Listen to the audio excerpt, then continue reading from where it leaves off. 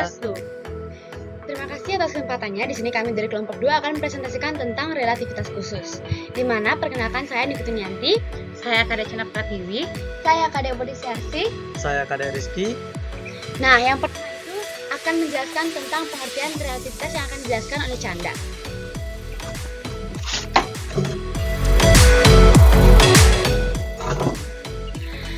Nah, jadi selanjutnya kita akan membahas mengenai apa sih itu relativitas.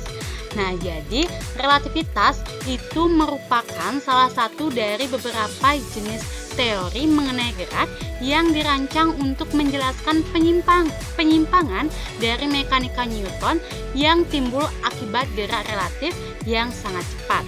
Nah, teori relativitas ini itu akan mempelajari bagaimana pengukuran besaran fisika yang bergantung pada pengamat, seperti halnya dengan peristiwa yang diamati.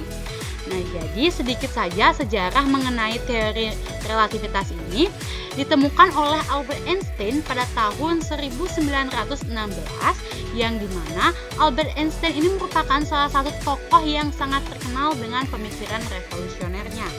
Jadi, teori relativitas ini menjadi salah satu pemikiran terbesar dari Albert Einstein, yang dimana Albert Einstein itu berhasil menciptakan pandangan baru mengenai konsep ruang dan waktu hingga saat ini.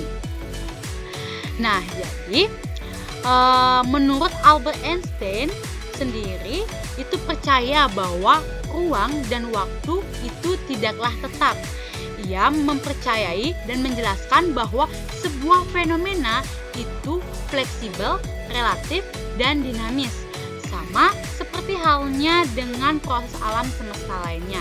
Jadi kesimpulannya, Albert Einstein itu melalui teori ini menjelaskan bahwa hukum fisika itu pada dasarnya selalu sama dan konstan, sehingga hal tersebut dapat dibuatnya berbeda dan terjadi pada ruang dan waktu. Nah, semua hal tersebut bergerak jika telah ditetapkan suatu kerangka khusus yang dianggap sebagai suatu acuan. Contohnya, bila teman-teman melihat pengendara sepeda motor yang sedang berjalan melewati orang yang sedang duduk di pinggir jalan, maka dari keadaan tersebut, pengendara sepeda motor itu akan dikatakan sedang bergerak terhadap orang yang duduk dan diam terhadap sepeda motor yang dikendarainya. Nah, jadi keadaan diam dan bergerak itulah yang disebut dengan relatif. Next. Selanjutnya ada relativitas Newton. Nah, jadi relativitas Newton itu menjelaskan gerak-gerak benda jauh di bawah kecepatan cahaya. Nah, di mana Newton mengatakan bahwa semua gerak itu relatif. Benda akan dikatakan bergerak apabila kedudukan benda tersebut berubah terhadap kerangka acuannya. Nah, kerangka acuan di mana hukum Newton berlaku itu disebut dengan kerangka acuan inersia.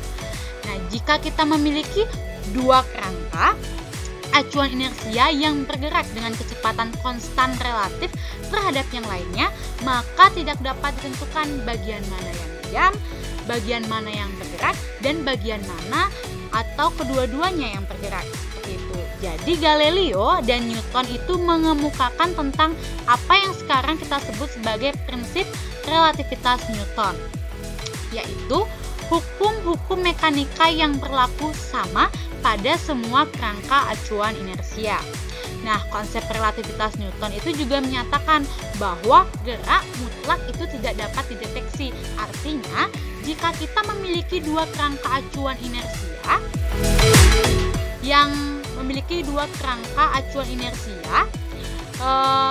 yang bergerak dengan kecepatan konstan relatif satu sama lain, maka kita tidak dapat menentukan acuan mana yang bergerak atau acuan mana yang diam. Seperti itu. Sebagai contoh, ketika kita duduk di dalam bus yang sedang berjalan melewati orang yang sedang berdiri di pinggir jalan, kita akan dikatakan bergerak karena kerangka acuannya adalah orang tersebut.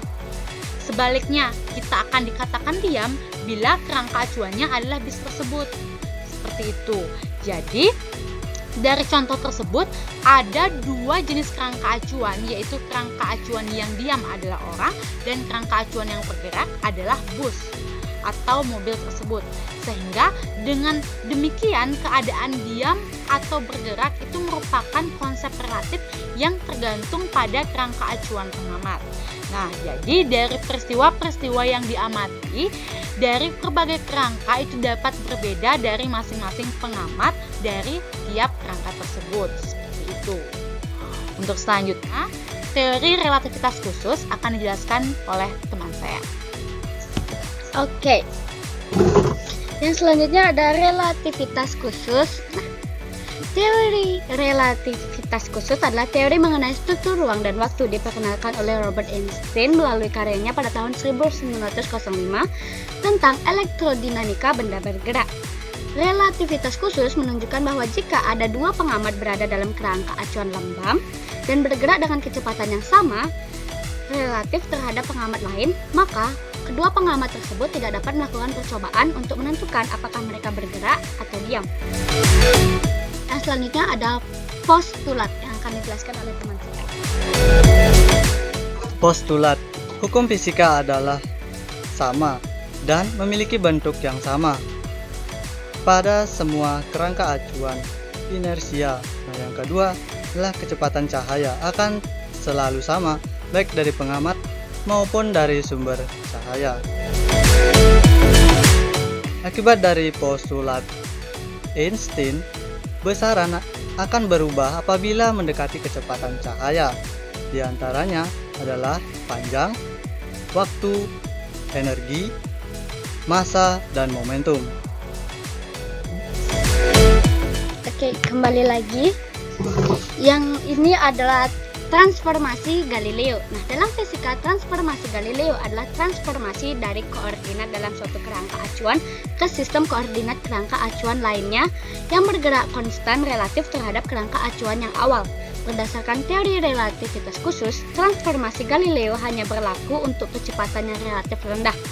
Jauh lebih lambat dibandingkan kecepatan cahaya. Untuk kecepatan yang tinggi diperlukan transformasi Lorentz. Nah, transformasi Lorentz akan dijelaskan oleh teman saya. Nah, transformasi Lorentz itu tidak berbeda jauh dengan transformasi Galileo. Transformasi Lorentz itu merupakan transformasi koordinat untuk gerak partikel yang sangat cepat mendekati kecepatan cahaya.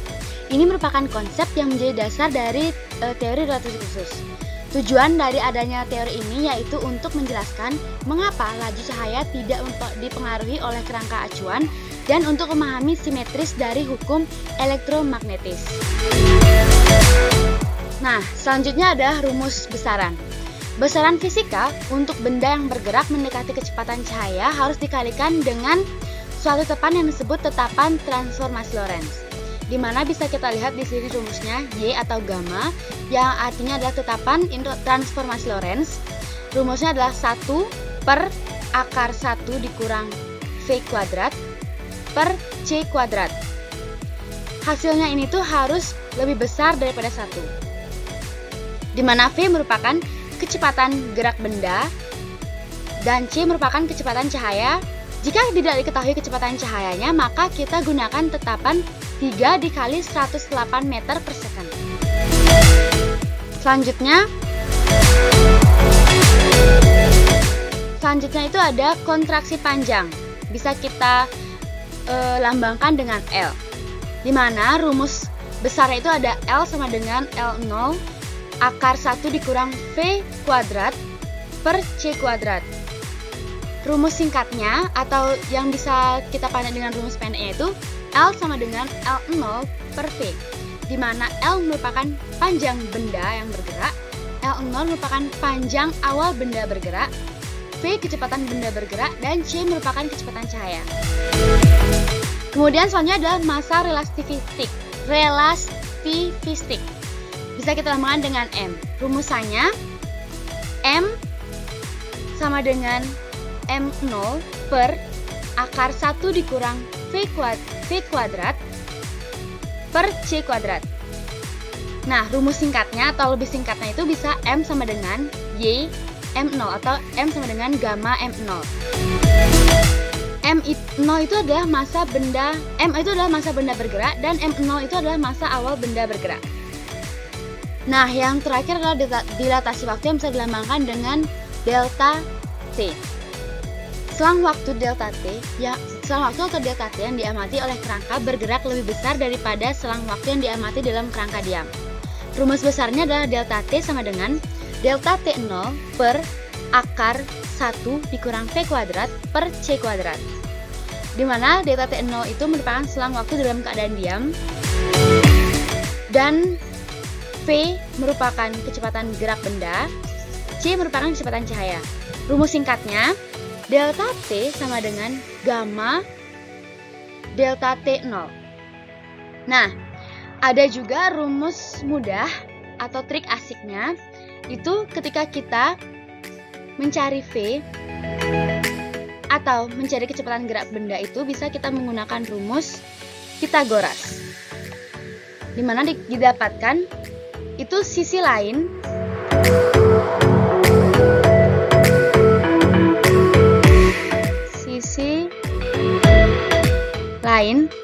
per sisi panjang.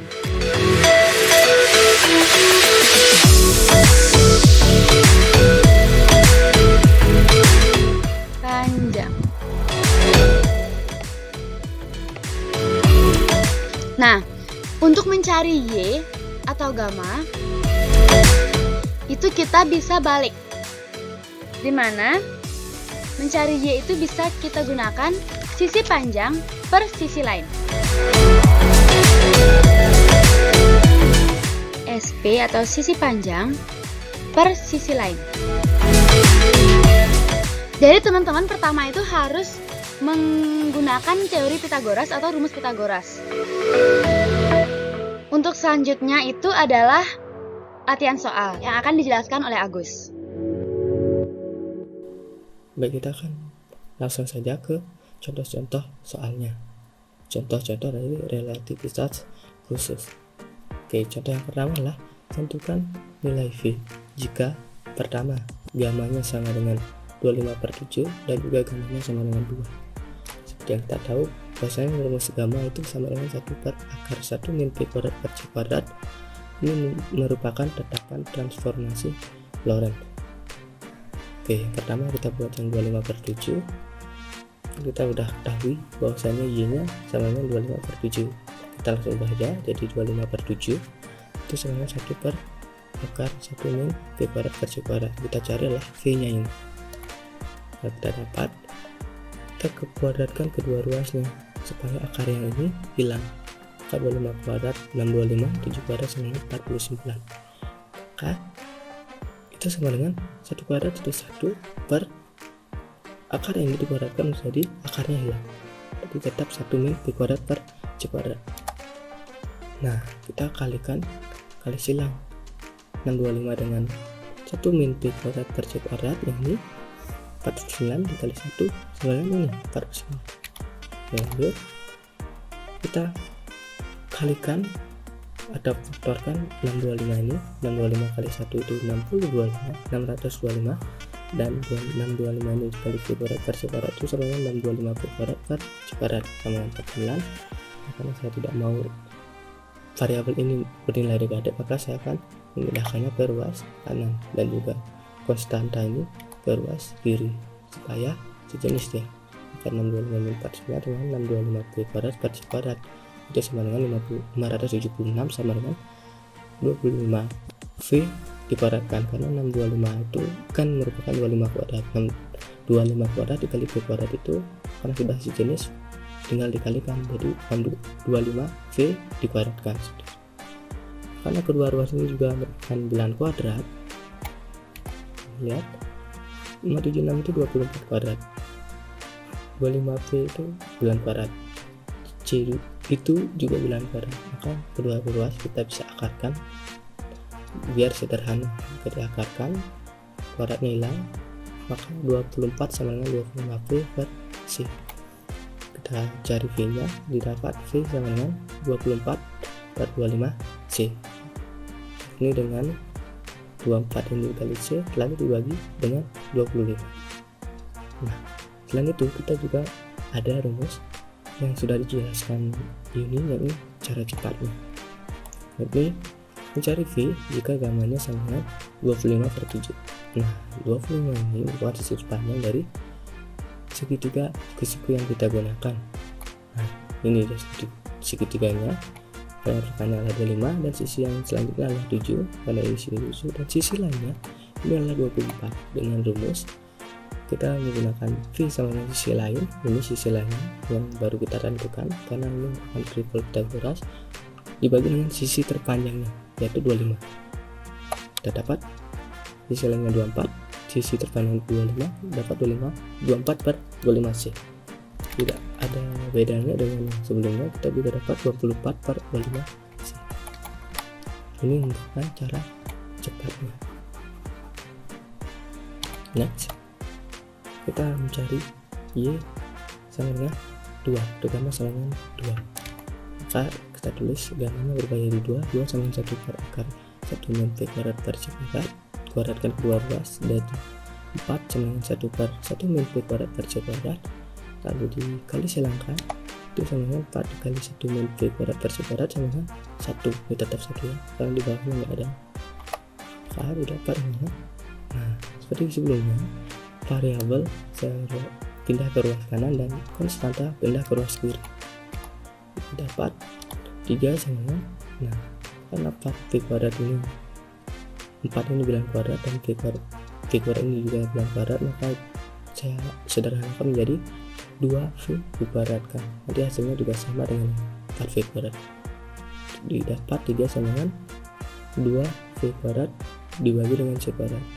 Kita akarkan kedua ruas, maka didapatlah akar 3 sama dengan 2V per C. Bilang kuadrat. Dapat V sama dengan akar 3 per 2C. Karena V-nya tetap, C-nya dikali akar 3 dan lalu dibagi 2, akar 3 per 2C. Nah, bagaimana dengan rumus cepatnya? Kita menggunakan segitiga lagi. Kita akan cari V jika gammanya sama dengan 2 per 1. 2 ini bisa ditulis menjadi 2 per 1 karena dalam mencari segitiga kita memerlukan pecahan. Karena ini 2 ini bulat, kita bisa aja tulis dengan 2 per 1. Nah, dengan 2 ini merupakan sisi terpanjang, tulis 2 sin 1 dan sisi lainnya itu pasti kita dapatkan dengan Pythagoras, ini akar 3. Maka dengan rumus V sama sisi lain per sisi terpanjangnya dikali C, sisi lainnya adalah akar 3 dan yang panjangnya adalah 2, akar 3 per 2C. Nah, bisa kita lihat V dari kedua cara ini sama, jadi jika menggunakan cara ini juga bagus. Contoh yang kedua, A dan B mencocokkan jamnya di bumi pada pukul 12.00. B pergi ke ruang angkasa dengan pesawat jet dengan berkecepatan 0,6 cahaya. Pada saat yang bersamaan, jam B menunjukkan pukul 13.00. Maka angka yang ditunjukkan jam A jika dilihat oleh jam B, jika dilihat oleh orang B adalah, kita ketahui bahwasanya delta T0 selisih waktu awal, yakni waktu yang di B ini 13.00 dikurang 12.00, yakni selisihnya adalah 1 jam. Itu delta T0 nya. Ini kecepatan 0,6 cahaya, dan A itu di bumi itu disebut dengan delta T0. Dan B yang bergerak ke ruang angkasa itu disebut dengan delta T.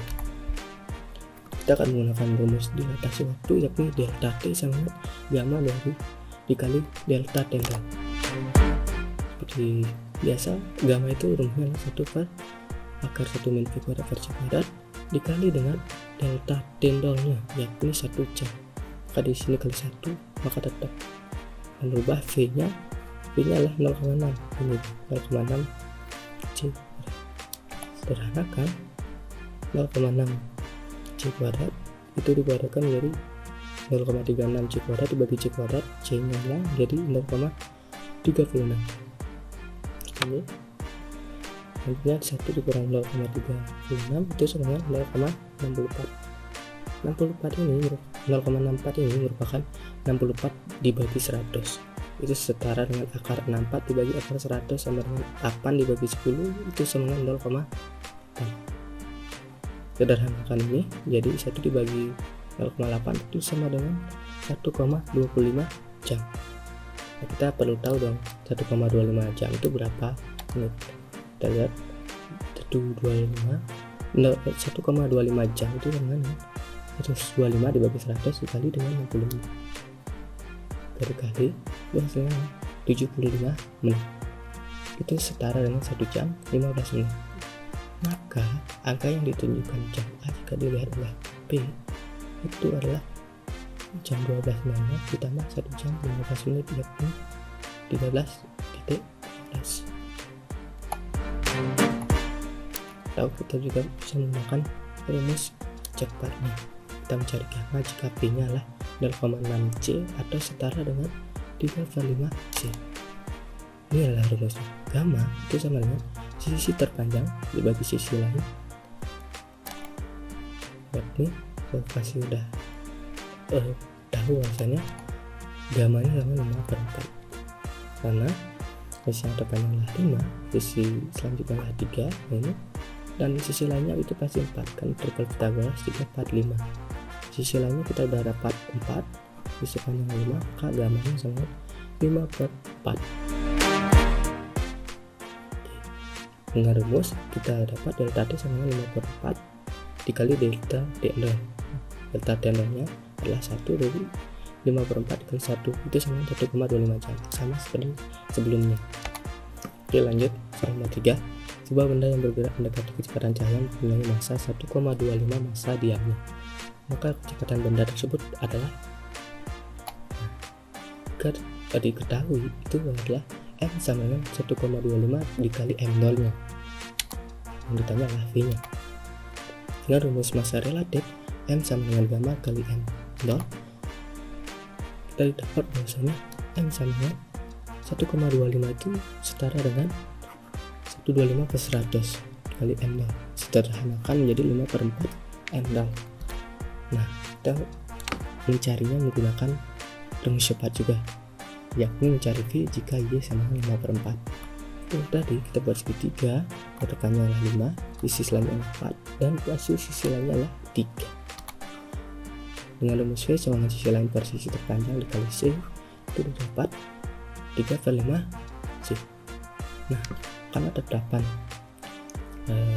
dari ukuran kecepatan cahaya yakni 3 dikali 10⁸ meter per second, maka kita dikalikan kita mendapat 1,8 dikali 10⁸ meter per second. Jawabannya. Nah, ini yang terakhir. Sebuah roket ketika diam di bumi mempunyai panjang 100 meter. Roket tersebut bergerak dengan kecepatan 0,6 cahaya. Maka panjang menurut orang di bumi adalah, diketahui bahwasanya L0 panjangnya 100 meter awal. V itu sama dengan 0,6 cm. Yang ditanya adalah panjang L nya yang dilihat oleh manusia di bumi.